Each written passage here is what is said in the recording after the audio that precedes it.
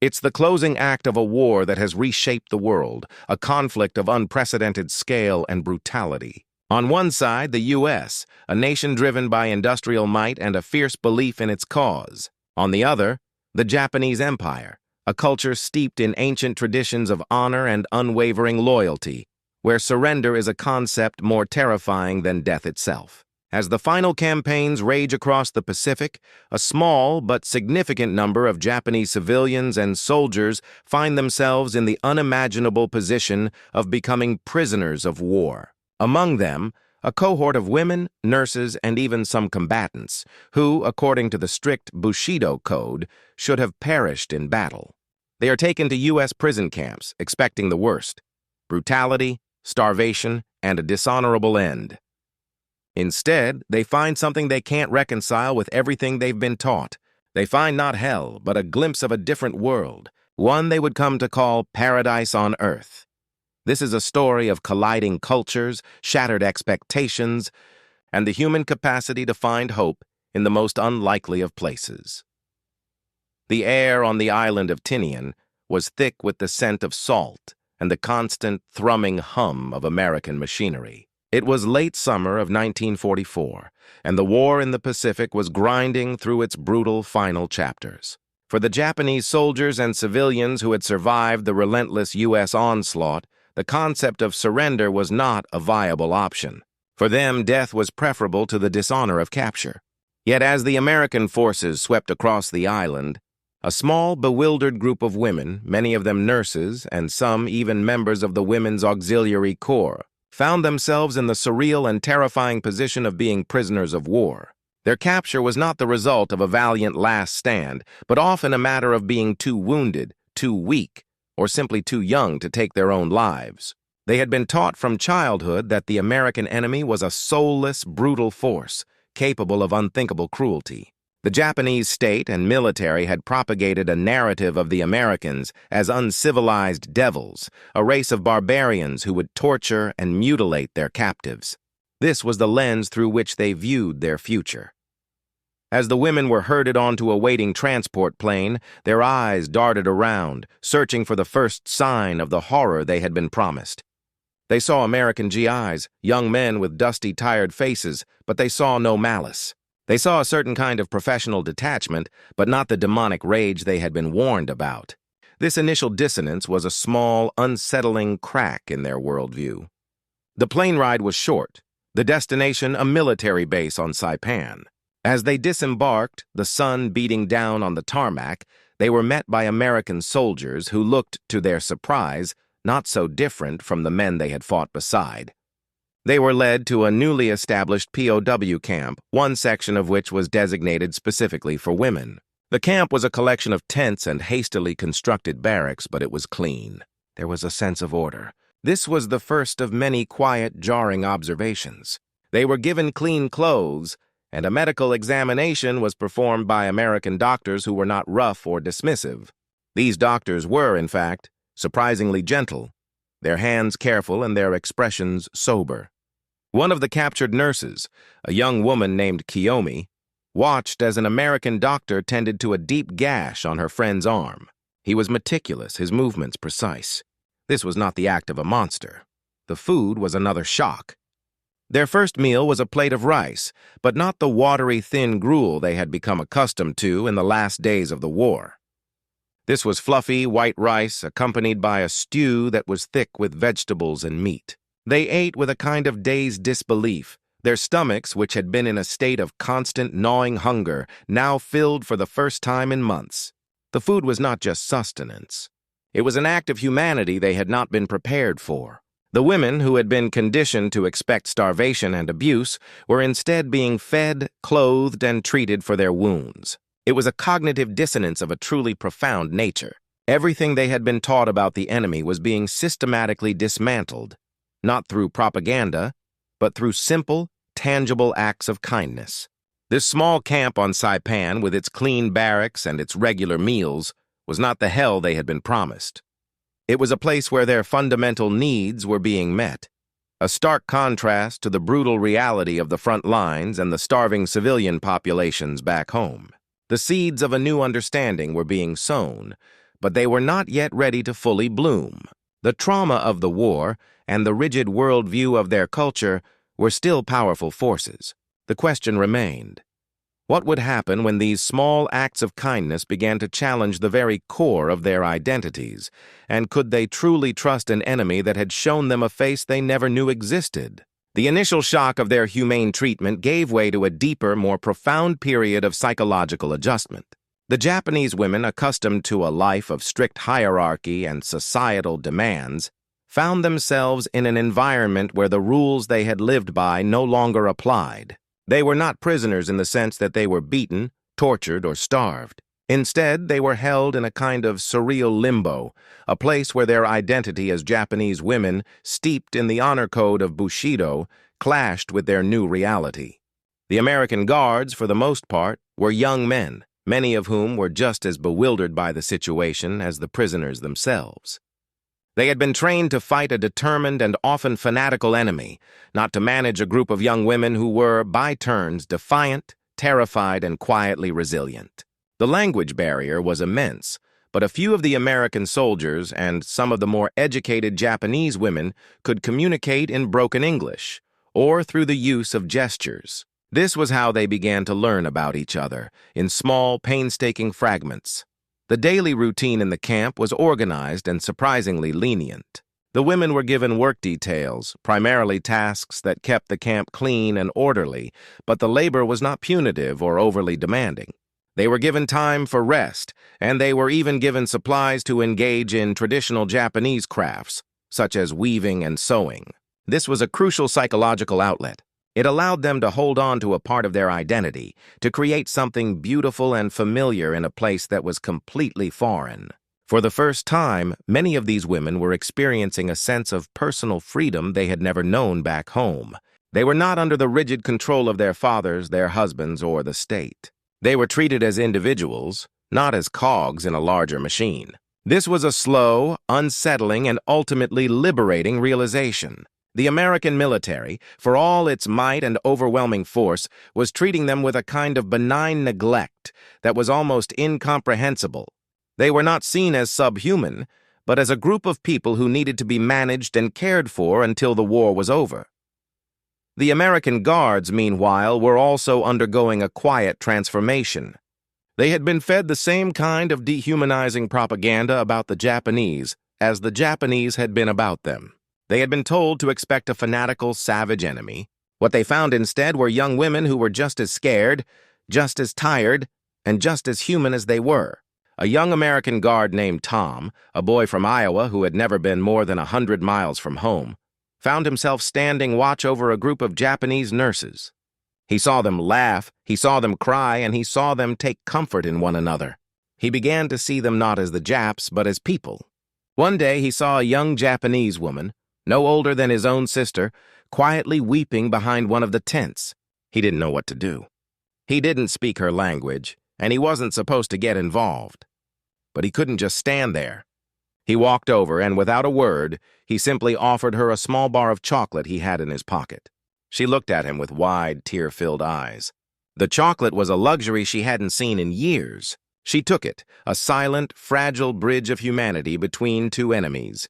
It was these small, unspoken moments that began to chip away at the walls of cultural and national animosity. The women were learning that their captors were not devils. The American guards were learning that their enemies were not inhuman. But a deeper test of this fragile understanding was yet to come, and it would involve the most sacred and painful part of their culture, a part that the American military had no intention of respecting, and the Japanese women had no intention of giving up. The most significant clash of cultures came not from overt conflict, but from a fundamental misunderstanding of the Japanese code of honor. The American military's approach to their prisoners was rooted in the Geneva Convention, a framework of international law that the Japanese Empire had not signed. The Americans viewed their humane treatment as a basic, unassailable principle of civilized warfare. The Japanese women, however, viewed their capture as a profound and unmitigated disgrace. They were, in their own minds, already dead. They had failed in their duty to their country and their emperor.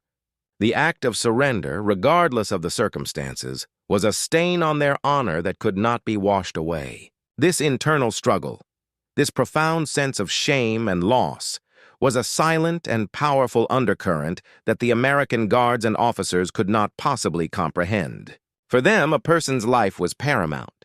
For the Japanese, their honor was more important than their life. This became most evident in their resistance to certain aspects of camp life. They refused, for example, to eat certain foods they considered unclean, and they would not participate in certain activities they considered demeaning. But the most striking manifestation of this cultural chasm was their reaction to the American practice of classifying and identifying prisoners. The American military required that all prisoners be documented with a unique identification number. To the American mind, this was a simple administrative necessity. To the Japanese women, it was a final, symbolic act of dehumanization. They were no longer individuals, but numbers, stripped of their names and their personal histories. For them, a name was more than just a label. It was a link to their family, their ancestors, and their place in the world. To lose their name was to lose their identity. This was an affront that went to the very core of who they were. They resisted this process with a quiet, stubborn defiance. They would not give their names, and they would not accept their numbers. They stood in silence, their faces masks of passive resistance, a refusal that was more powerful than any act of physical violence. The American officers, baffled by this defiance, tried to reason with them. They explained that it was for their own good, that it was for the purpose of a proper accounting, and that it was a standard procedure for all prisoners. But the Japanese women would not be swayed. This was the one line they would not cross. It was the last piece of their honor they had left to protect. They were willing to accept the food and the clean clothes and the medical care, but they would not surrender their identities. A young American lieutenant, a man named Johnson who had studied some Japanese history in college, was tasked with handling the situation. He tried a different approach. He didn't order them. He asked them. He explained through a translator that the numbers were not meant to replace their names, but to ensure they were not lost or forgotten. He spoke of his own family, of the importance of remembering who we are. He made it personal. It was a gesture of respect, a recognition of their humanity that finally broke through their silent wall. One by one, they began to give their names. But the compromise did not mean that the shame was gone. They had surrendered a piece of themselves, and they knew it. The Americans had won this battle, but they had no idea of the cost. The women, having been forced to relinquish their names, were now a little more broken, a little more lost. The true test of their resilience, however, would come not from their captors, but from an external force, a force that would challenge the fragile peace they had found in the camp and force them to make a choice that could cost them their lives. The camp on Saipan, and others like it, existed in a strange and precarious bubble, a small pocket of order and relative peace in the middle of a world at war. But that bubble was not impenetrable. News, distorted and fragmented, began to filter in from the outside world. Stories of the horrors of the war, the relentless American advances, and the increasing desperation of the Japanese military. The women in the camp, despite their improved conditions, were still deeply connected to their homeland. They worried about their families, their friends, and the ultimate fate of their country. And then the ultimate horror arrived, the news of the atomic bombings of Hiroshima and Nagasaki. The information came to the camp through official channels, disseminated by the American officers in a matter-of-fact tone. They explained the nature of the weapon, its destructive power, and the fact that it had, in effect, ended the war.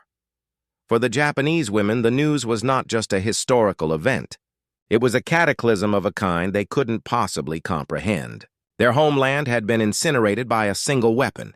They had been taught that the American enemy was ruthless, but this was a level of destruction that went beyond mere ruthlessness. It was an act of godlike power, a final, terrible manifestation of the very barbarism they had been warned about. This news sent a shockwave of grief and fear through the camp. Many of the women wept openly, their quiet stoicism shattering under the weight of this new horror. The Americans, who had treated them with kindness and respect, were also the people who had unleashed this monster upon their country. This created a new kind of psychological torment. How could the same people be both so kind and so cruel? How could they reconcile the compassionate care of the American doctors with the image of a city vaporized in an instant? The peaceful coexistence they had established in the camp suddenly felt fragile, a lie built on a foundation of unthinkable violence. The American officers, seeing the profound distress of the prisoners, tried to offer comfort, but their words were hollow. There was no comfort to be had. The war was over, but the pain had just begun. The surrender of Japan, announced by the emperor himself, was another blow. For them, the emperor was a divine being, a living god. His voice, broadcast over the camp's loudspeaker, was a sound they had never expected to hear. He had broken the silence of his divinity to tell them that the war was lost. This was an event of seismic proportions, a moment that shattered the very foundation of their faith and their identity. The empire they had been told was invincible had fallen. They were not just prisoners of war. They were now people without a country, their world turned upside down.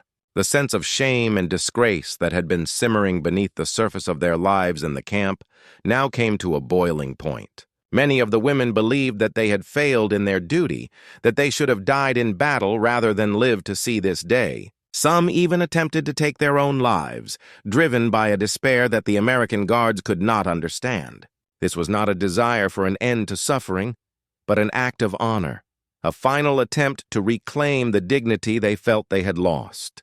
The American doctors and guards, now faced with the task of not just caring for their bodies but also their souls, were at a loss.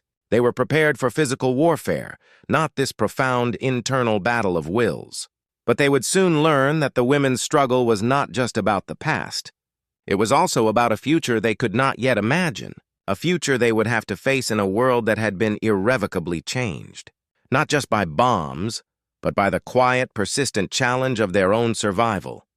With the war officially over, the status of the Japanese prisoners of war shifted from enemy combatants to displaced persons. The American military's new mission was not to hold them, but to repatriate them, to send them back to a homeland that was now a shadow of its former self. This transition was, in its own way, just as traumatic as their capture. The women, who had found a strange kind of stability and even comfort in the American camps, were now faced with the terrifying prospect of returning to a Japan they no longer knew. They had heard the reports of the destruction, the starvation, and the chaos. They knew that their families might not have survived, and that the society they had left behind was in a state of complete collapse.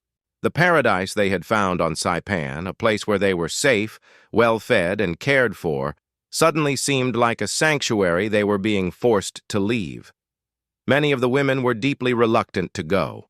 They had, in a sense, adapted to their new lives. They had a routine, they had a community among themselves, and they had a strange, grudging respect for their American captors. They had, through no choice of their own, been given a glimpse of a different way of life, one that was not governed by the rigid, unyielding demands of Bushido. They had learned that it was possible to live without shame, to accept help, and to find a kind of peace in surrender. This new understanding was a profound psychological shift. They were no longer the same people who had been captured on Tinian. The American officers, seeing their hesitation, were once again baffled. Why would they not want to go home? It was an alien concept. They had to explain, through interpreters, that the repatriation was not a choice, but a necessity. The camps had to be closed, and the women had to be returned to their country. The process of repatriation was a logistical and emotional nightmare. The women were processed and put on ships, their faces a mixture of fear, resignation, and a profound sense of loss. They were leaving the only place of safety they had known for years. For many of them, the journey back to Japan was a journey into an unknown future, a return to a society that might not accept them. They were women who had surrendered, who had lived with the enemy. The return to Japan was everything they had feared and more. The cities were in ruins, the people were starving, and the social fabric that had held their society together was frayed and torn. The women, who had been relatively well-fed and cared for, stood out like ghosts from another time. The paradise on earth they had left behind was a stark contrast to the hell they had returned to. The psychological and emotional toll was immense. Many of their families had been killed in the war, and those who survived were often too broken to offer comfort. The shame of their capture, which they had carried for so long, was now a visible mark on their souls. They were seen by some as a symbol of the nation's defeat, a living embodiment of the ultimate disgrace.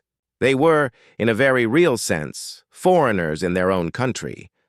But Kiyomi, the young nurse who had received care from the American doctor, had not forgotten the strange kindness she had experienced. She had an idea that she believed could not only help herself and the other women, but could also bridge the immense gap between their past and their present. She began to speak with other former female prisoners, and they began to pool their collective knowledge and experiences from the camp. They had learned a great deal from the Americans, not just about medicine and sanitation, but about a different way of thinking, a different approach to life. They had seen firsthand that the enemy was not a monster, but a human being capable of compassion. They had seen a world where the rigid lines of class and hierarchy were not as defined, and where a person's individual dignity was given a kind of respect they had never known. Kiyomi and her group started small. They used their medical knowledge to help their communities, to clean wounds and tend to the sick. They showed the people that they were not traitors, but people who had survived a terrible ordeal and had returned with new skills and new perspectives. Their work, born out of a desire to reclaim their honor and prove their worth, began to slowly change the minds of the people around them. They were no longer the women who had surrendered. They were the women who had returned to help. They were the ones who were working to rebuild their country, not just physically, but emotionally.